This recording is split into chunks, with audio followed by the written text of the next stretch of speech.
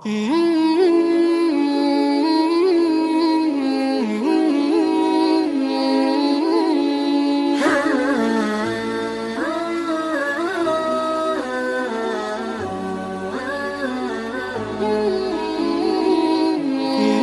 لله والصلاة والسلام على رسول الله وعلى آله وصحبه أجمعين.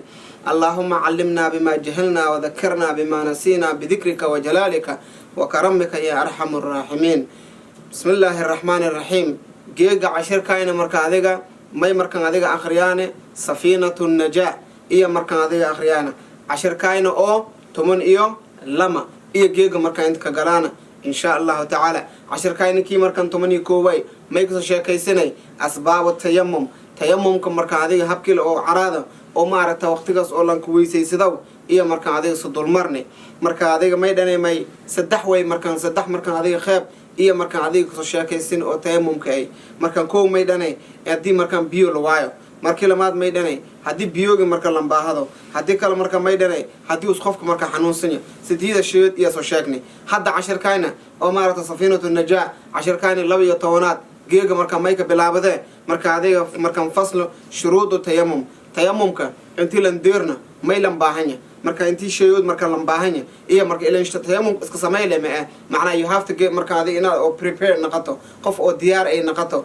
iyo laakiin ka baahanya marka may marka meega shay marka laakiin ka baahanya may laakiin ka baahanya 10 tumunga laakiin ka baahanya shan tumun sheeyood iyo laakiin karaaw intii walaadan tayammumsan may la karo marka tan koowta marka mayo an yakuna ina ahaado marka bituraabin marka adiga horta carina ahaato wixii tayammumku loo dhawo bii markii loo waayo way hadii bii meel yaala tayammum ba ma jiro ba marka tayammumka macna caraada iyo marka adiga la sheego marka aad marmar xanuunsad karto marmar marka biyo jirka hadii diido tiidiya marka goon way laakiin may way horta waxii aad ka tayammumsado ina cara ahaado ko wa an yakuna ina ahaato turaaban caraadana daahiran ina daahir naqato ha marka cari marka adiga meel rabto soo gaadi amiskal meeksa gaade meel markan oo maarta oo kaada ka shakiti iyo markan soo godi gadaada markan adiga caraada meeliyasa ka gaadi maya marka arintaas la diidi wa an la yakuna ina ahaan caraadana marka ada mustacmala mid isticmaala inaan ahayn tusala marka adiga oo ninkan marka ma isticmaalay marka adiga caraada isticmaalay gadaada marka adiga hadina tiile an ina isticmaalo taas la diidi marka adiga caraada macnaha maylan baahanya cara oo nadiif oo jadid atilan baahanya وأن لا مركان يقالده مد مركان عادية أو مركان أو لاحي مركان عادية أو حوالها كان هاينا دقيقا مركان عادية ونحوه يوحي لمد أي وأن يقصد إن مركان لن خصد ولا فده مركان عادية مركان ميل مركان إن عادية هرت أو مارتا تيمم صدويتنا إن أنقصد ولا فده ونيدا مركان سفسن جنيتو وعن مقدم مركان ما يسميها مركان نيدي مركان عادي قصد كسميته وعن يمسح إن مركان لما صحوا وجه مركان إن مرفص لما صحوا لفظه وجهه مركان عادي عراده مركان عادي دق عنك السياسة قدادم وجهه مركان صوص مركان عادي الله واس مركان إيه مركان عادي سميها ويده قعنتنا مركان قعنتنا ويده قعموجنا بالضربتين لما ذا مركان عادي قعن لما ذا قعن مركان عادي لما مروي هل مر قعنت سام ويلس قدادم مركان وجهه مركان عادي سام مركان ويلته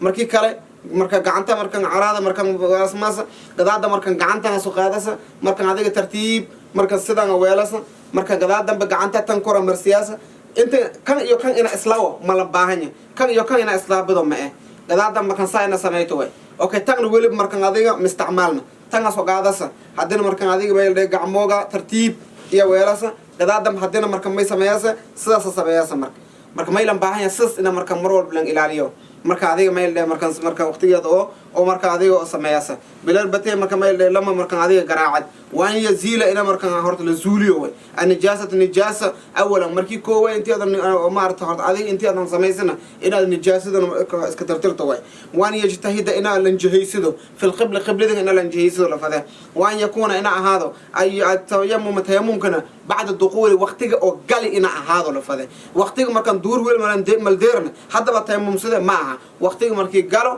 قدادم بتيمم سداسة مركا معنا بيوم من هذا وايتو ما يلك يا وقتك هذا حتى دياد إلى من كلاقة تيمم سدا مركان هذا وقتك دور للدور بيبل عرق ما يلسمه هذا كو مركا إلى بيوغ مركا هذيك استعماله مركا مي رونيا وقتي قالوا أو بي وايتو أمسكال ضروري دو كويتو كذا دم بله إن هذيك مركا هذيك ميلان باهنيا ترتيب مركا هذيك أهولا مركا هذيك بلاوتو تيمم كا مركا هذيك بلاوتو ودخول الوقت كان إنا قالوا لفذا وأن يتمكن وأن يتيمم إلى مركا هذيك لتيمم صدور لفذا لكل فرل والبه تصالة مركا الظهور كي مركا هذيك هذا تيمم ستي تكوتي معايا بس بيسيده دور ده عصر يال ديرسيه مجرته عاد هدنا عصر ديره او بيلان هذاته هدنا عرادي كو هدنا سوغادس سيدي هداي الدور تيمم من سميتي عرادن كويسيتي هدنا ساس ان كويسيسداس ساس لمباهنيا قفك markuu isaga marka tayamum sameeyay marka adiga habkas marka qaabkas inaan ilaaliyo lambaahanyaa marka anaga marka insha Allah ta'ala exterior marka soo laabana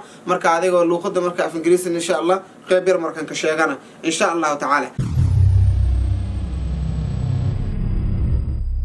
title of Markadiga, our lesson today is basically the condition of Tayammum, 10. So the Tayammum means when you have no water around you, but now Markadiga and the time is there. So the time to pray is there and you have no water. So that's when you can do the tayammum. And we talked about our last one. You have to. It's got to be like the reasons has to be 3. 1, if you have no water. 2, then you're a sick person.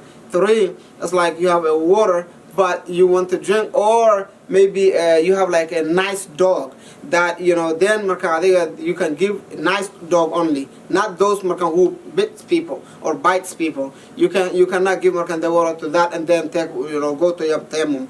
You cannot do that. If you do that, it's not accurate. Only the good dogs that you're allowed to make sure you give them the water because they are nice, they're listening to you, they cooperate with you, they don't bite people. Those were the ones who you can give it to, and then tayammum. Those are the 3 things that we talked about. On this one, we're talking about what's the preparation of tayammum. So we talked about 10. You have to have 10 of reason for you to make sure you have those in order for you to be in the way of tayammum, inshallah ta'ala. Number 1, an yakuna turaban.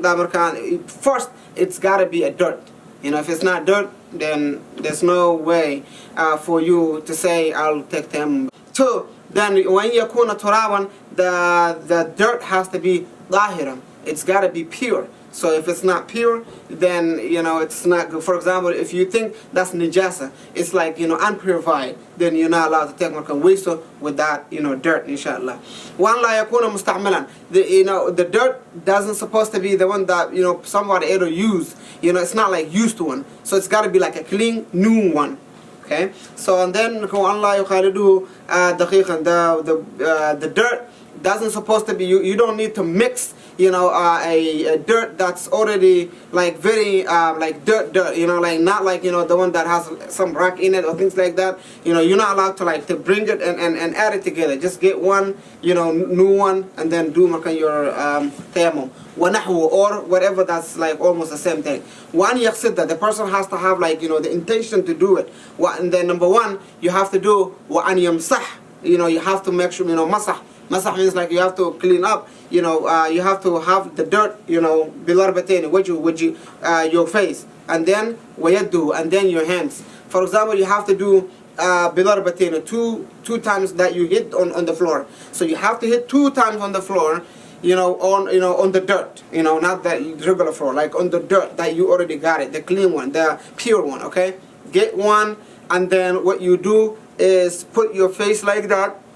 That's 1, okay? And then the next one, you're gonna hit the one more time on the dirt. Then you have to put your hands just like that, okay?